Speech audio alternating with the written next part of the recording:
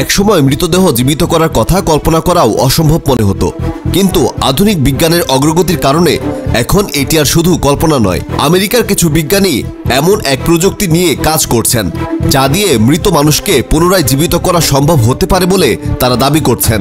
বিজ্ঞানীরা ক্রায়োনিক্স নামের একটি পদ্ধতি ব্যবহার করছেন।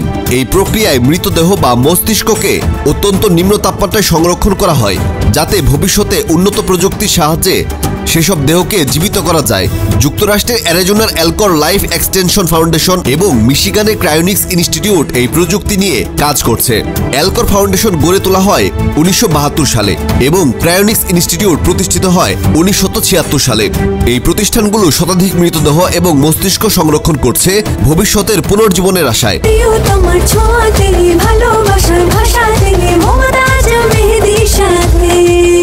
মমতাজ মেহেদী, প্রিয়জন প্রিয়তমার মেহেদী।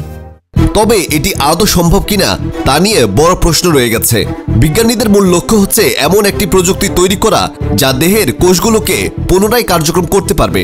তবে এই গবেষণা কতটা সফল হবে তা নিয়ে বিতর্ক রয়েছে। ইসলামের দৃষ্টিতে জীবন সৃষ্টি এবং পুনরুজ্জীবনের একমাত্র ক্ষমতাধারী আল্লাহ।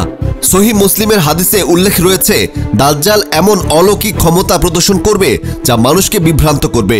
এর মধ্যে অন্যতম হবে মৃত মানুষকে জীবিত করার ক্ষমতা। এটি কিয়ামতের একটি বড় আলামত। তাহলে কি সত্যি দাজ্জালের আগমন ঘটতে যাচ্ছে? কুরআনের সূরা আল ইমরান 49 এবং সূরা মাঈদা 110-এ আল্লাহর আদেশে হযরত ঈসা আলাইহিস সালাম এর মৃত মানুষকে জীবিত করার মুজিজার উল্লেখ রয়েছে। কিন্তু এটি ছিল আল্লাহর বিশেষ অনুগ্রহ। তাই কোনো ধরনের অস্বাভাবিক ক্ষমতার প্রতি বিশ্বাস স্থাপন না করে সবকিছু আল্লাহর ইচ্ছা এবং কুদরত হিসেবে মেনে নেওয়াই শ্রেয়। বিজ্ঞানীদের এমন দাবি দাজ্জালের প্রতারণার একটি কৌশল হতে পারে বলে অনেকে মনে করেন। Desk report, অপরাজয়া।